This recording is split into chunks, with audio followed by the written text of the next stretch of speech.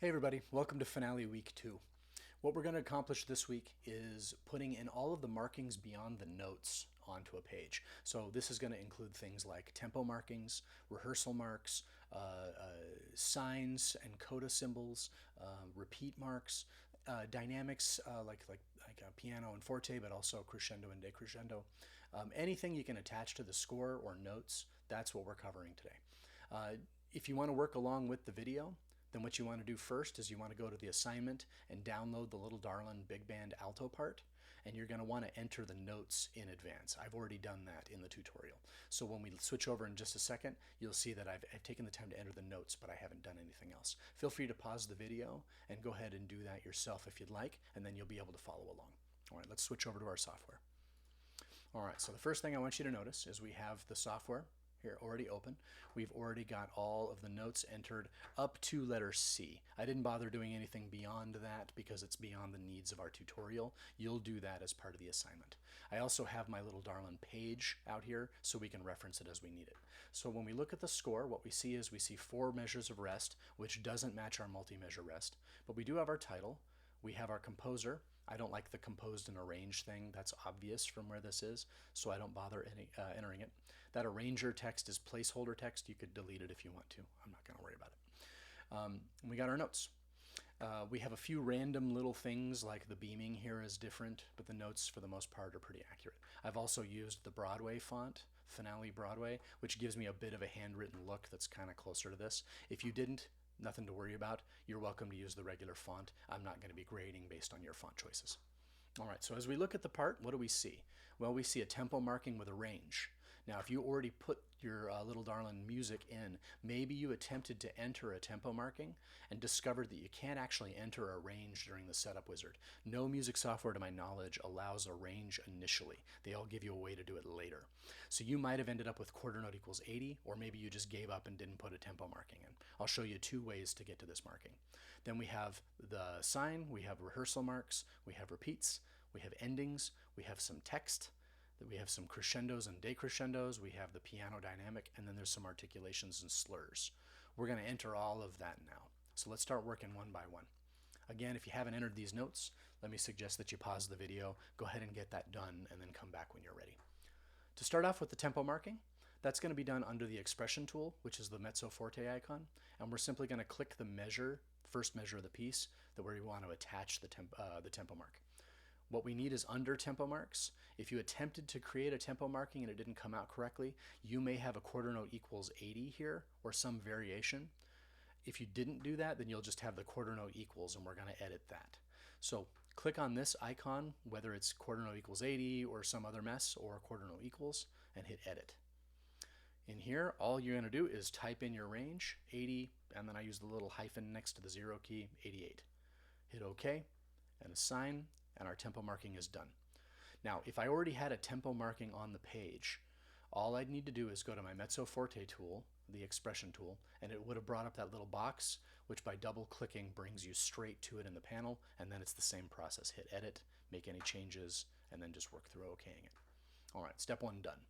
Step 2, we have the 4-bar multi-measure rest. Now, I'm not going to do this yet. As a matter of fact, I'm going to suggest you do this after everything is done. So we'll do everything else, and then I'm going to show you how to do this. But multi-measure rests are best done at the end of the process because Finale likes to leave it like this, so you have the option of putting markings in these places. You know, maybe I have accelerando or something. But it won't automatically build multi-measure rests for you. So we have to do a little extra step later on. Most of the other notation software these days do automatically do it. I don't know if it's a good or bad thing. It does create some headaches occasionally, but Finale's process is a little slow for this. But let's go ahead and move on. We're going to move on to the repeat marking, the rehearsal marking, and the sign. So the repeat marking is done with the repeat tool, and there's 2 ways to put this on there. First way is, well, this is a forward repeat. We can double click in the bar we want it to appear on, and then select it from the list, and when we hit select, it appears where we need it. The other option, and I'm going to delete this and do it again, is to right click. Now, if you're a Mac user, that's option click. PC users, it's just your right click button. I'm going to right click, and I can select forward repeat bar from the list. Either way you do it, we have our repeat. While we're at it, let's get our end repeat going too. So that's right after that C natural high note, so right here. Now there's a couple ways we could do this, but just like before. But again, we have a repeat, but this time the repeat is more complicated. It's got the entire first ending attached to it, and there's a second ending after it. So Finale has a special set of tools that will automatically put everything in place for this, but it requires a few steps. So most people are logically going to right click and they're going to try to create a first ending, or they're going to use this tool and do the same thing by double clicking. But the problem is this ending is not just one measure, and Finale only has one measure highlighted, so it's going to create all the rules for one measure. So I need to do this a different way, and I've found the easiest way over the years is just to select the range with the repeat tool, and then I right click and create first and second ending. By doing that, I get the bracket, I get the other side of the bracket, and then I get my second ending beginning bar. Now you may notice that the lines don't touch right now. Now we have the option of fixing that later, and I will show you how to do it later, but you want to do a couple other things first. So right now we're just going to leave that alone. All right, let's continue on. Let's deal with these rehearsal markings, the A, the B, the C, etc. To get these, we're back to our expression tool. That's the mezzo forte icon. There's a lot of ways to do this. There's a really fast way, but let me show you the slow way first so you know where everything is. So like with anything, double click the measure you want to do something in, and you'll find a special category for rehearsal marks with letters. Let's take a look what's actually in there. If I hit edit, I'm going to see that it's got this crazy little icon. What that is telling me we want auto sequencing, meaning Finale is going to keep track of A, and then it knows you want a B and then a C and so on. So you're not going to have to create A and then create a B, create a C. Finale knows you want that already. Now, when we started with Finale about 25 plus years ago, you did have to create each marking. These auto sequencing styles are really handy. If I pull this down, you can see I can do numbers, I can do all sorts of kinds of letters, I can also do measure numbers if I like. I typically do measure numbers in classical pieces and big band music, and I typically do letters for jazz lead sheets and rock lead sheets. It's just a little easier to say go to C, and it tells me about the form, but measure numbers are really handy when you get into parts that have 200 measures in them. The letters start getting kind of silly after a while. Also, in closure shape, we have a rectangle that's currently around it. And if I go in there, you'll see it's a rectangle that has rounded corners. It's going to look like this when we put it on the page. That's fine. That sort of mimics what we have here. I have different shapes I could do, etc. For now, this is all we need though. So I'm going to OK that. And I can assign this the same way I assigned my tempo marking earlier by hitting assign. There's another easier way though, and if you remember this shortcut, you're going to save yourself a lot of time. So I'm going to delete that. I'm going to go to the measure I want the rehearsal marking to appear in, and I'm going to hold the M key for measure, M for measure, and when I click, my measure marking appears there as long as I'm on this tool. To memorize these, I'm going to double click again and show you. Do you see that little M there? That M is telling me that there's a clickable shortcut.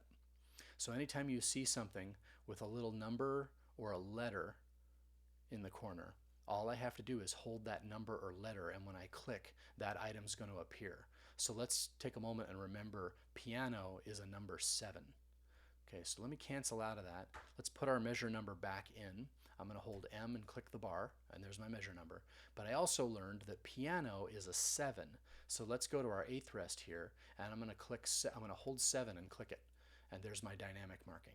Now I could have got that the same way. I could have double clicked in the measure and I could have selected it from the list. But as you start to get better and better at Finale, memorize these and it's going to speed you way up. The dynamics, by the way, worth mentioning, they go in order. So the softest dynamic marking is the 0 key and the loudest is the 1 key. So if I remember loud to soft across those keys, I'll eventually be able to remember exactly where all of those are. Most of the categories have variants like this. R for retard, E for accelerando. That's a tough one to remember because it doesn't seem to have much to do with it. You come down here, we got a D for decrescendo. Our technique text, I think there's a few, yeah, arco and pizzicato for our string players. Rehearsal markings, M for measure number. So lots and lots of handy little shortcuts there. See that D sharp there? Here's that same D sharp. So we want a rehearsal marking at the beginning of this measure. So I'm going to hold M and click. We need the C right before that B there. So I'm going to click there and my rehearsal markings are in. Because we did auto sequencing, A, B, C, I didn't have to think about it, it just worked. Okay, let's put in some articulations. Articulations are done with the articulation tool, which is right next to this. So We're going to click on that. And again, there's always multiple ways to do things in Finale. There's usually the slow, predictable way, and then the fast, I've got the shortcut memorized way. Let's learn both. Double click your note, and we need a tenuto, an accent tenuto. An accent tenuto is the Q here. Notice we got our little shortcut. We got our Q, so I can select, and there it appears. There's another one a few bars later, so let's try our shortcut. I'm going to hold the letter Q and click the note, and there it is. Finale keeps most of them logical, so S for staccato, and I can click on them like that. And then, what is the tenuto marking? It's been a while. The tenuto is E. All right. I probably wouldn't have remembered that. So with the E key, I can enter my tenuto markings. I've got another one here. I've got one, let's see, I've got one right at letter B. I've got one a little couple bars after letter B, and I've got a tenuto marking on that random quarter note there, which I would never have written, but he did. And that looks like all the tenuto markings in this first area. Let's get our accents. Accent is A, so that one's a little more predictable. So I can come up to this D and this A and put them on there just by holding the A key. And looks like we have an accent there without the tenuto marking. Probably should be accent tenuto, but it's not, and we're going for accuracy. All right, so those are all set. We're in good shape there. Let's deal with our slur markings. The slur markings have a special tool here. This tool is where we get our dynamics, like crescendos and decrescendos. We get slurs, we get trills and brackets. We get 8 VAs, so if something is written an octave lower than it's actually going to sound, we can indicate that with an 8 VA. We have glissandi, lots and lots of unusual things in here. All of these different tools are called smart shapes because they can be adjusted to the notes and they'll stretch as notes move around, which is very handy. So we need a slur. Let's see, our first slur is at letter B, so I'm going to click my slur tool. And if I have just 2 adjacent notes, click the first one and it'll connect it automatically. So anytime it's just 2 notes right next to each other, I can do that. Just double click. Trying to think if there's any more of those. No, that's about it.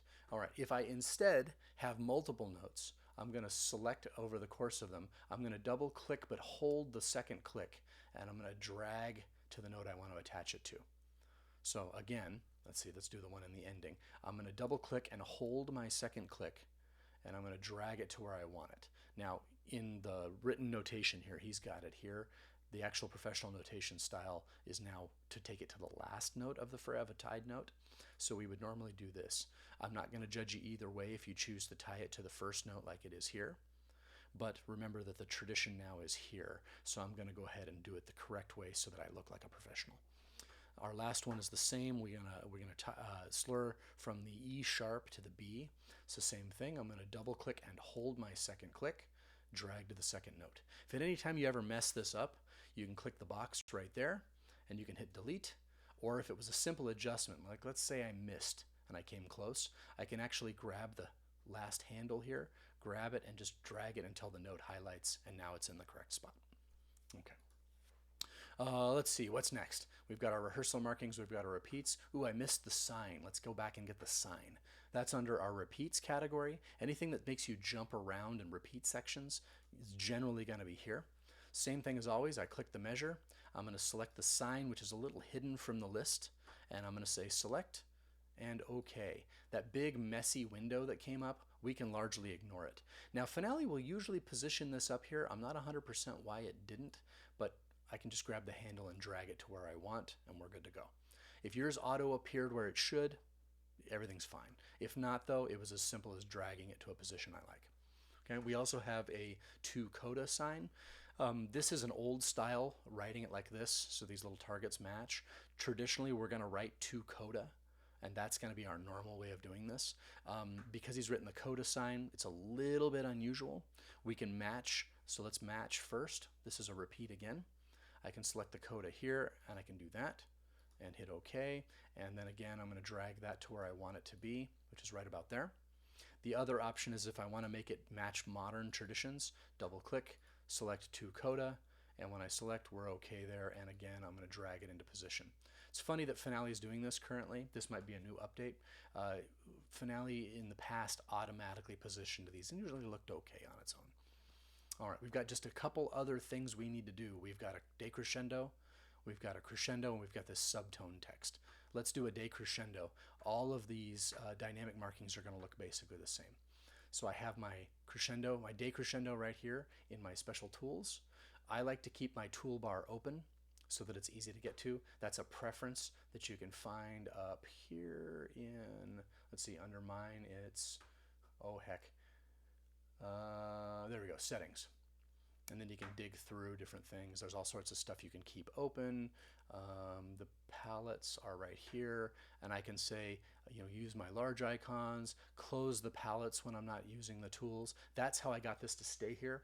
I unchecked this close subsidiary palettes, and then the first time you open that Smart Shapes palette, it's going to stay up forever. I like it that way because then I can get to it really easily just by clicking. So now, same thing as always, I'm going to click where I want it. In this particular case, I want it under this note, and I'm just going to drag it to where I like it. So the same kind of thing I've done before. Let's do the crescendos now. Crescendos underneath this. I'm going to click where I want it, and I'm just going to drag to the end. 2 back-to-back crescendos look silly to me, so I'm just going to write the crescendo through the entire thing. Again, you're welcome to match the document. I just think this looks better, so I'm going to take the liberty of doing that. Okay, I think all we have left is the subtone over our C# here. So you can get any text that you want to attach to notes, we want to do with the expression tool. Now, let's talk about different possibilities. There's a text tool here that lets me add text to a score, but then there's this tool which has lots of text in it. If I go into this area, you're going to see there's lots of text options here. I have technique text, I have expressive text, I have rehearsal markings, etc. So what's the difference? Well, the text tool gives us things like titles, composers, things that are going to stay in one place on the page no matter where the notes go. The expression tool puts text on the screen that will travel wherever the notes move. So that's what we really want, because if we want that A, if this measure ends up over here by the time we're done, we want subtone to go wherever that goes. So anytime you're going to attach text that needs to stay with a measure or note, use our expression tool. I'm going to double click the A because I feel like that's attached roughly to that A. And then I'm going to go ahead and add a technique text. Technique or expressive, they both sort of yield the similar results. I guess for this one, it's above, so I probably want expressive. And then I'm going to hit edit. Oops, I'm sorry, I said edit. I need to create this time because there's no subtone. Create, and I'm simply going to type in subtone. Hit OK, assign, and in this particular case, it's below the staff. I could also use the technique text, and I could create that here. Let's see if there's a subtone on my list. I don't see subtone on the list, so I can create. I'll type in subtone, OK it, assign, and now it appears above. So I'd have different options. You can also edit things, to get different enclosures. So in this case, there's a rectangle around it. I can do that, and I can say OK and assign, and now I've got a rectangle around the text. Doesn't look exactly like that, but that's close enough for our purposes. Okay, so we've got just about everything done. There's just a couple things left over we might think about. One of the things we can do is use our selection tool, highlight a measure that we want to begin another line, and then hit the down arrow key, and it forces it onto another measure. So I can do that in all of these places where things would look cleaner if they were positioned properly. So I'm clicking like after the first ending because I want it here. I can click, let's see, the C is the last thing, so I can do that. And now things are roughly where they need to be. Okay, now that they're roughly where they need to be, we can go to our repeat tool and we can grab this little box here. I'm going to hold shift, which is going to keep this thing from jumping up and down, and just drag it. So now the line is complete, just like this whole thing. What else can I do to clean it up? Oh, we can do our multi-measure rests. So let's take a look at where multi-measure rests are. They're under edit, and then down here, multi-measure rests. And we want to create for parts and score. And then I can say, well, I want it on the alto sax part. Okay, so let's see what happens when we do that. Say OK, and nothing happened. Well, it actually did, but it happened in a secret area of Finale. Finale is creating a score for us. That's why it labels every one of these alto saxophone. But it turns out there's actually a part hidden in here too. If we go up here to Document, Edit Part, there's the alto part. And so if I select alto part, now I can see what the part actually looks like. And I'm going to go ahead and blow that up, hitting Command plus on a Mac so I can make it nice and big. Control plus will do the same thing on a PC. And we can see it's already done this, but it didn't have any of our formatting from the score. So same thing, select our selection tool, where we want to start, move that, move that, move that, move that, and move that.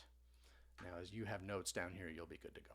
And now we're looking pretty good. We have to redo our repeat thing because it keeps them separate from the score. Undo that and hold shift so I can keep it from sliding up and down. That way the line is perfect.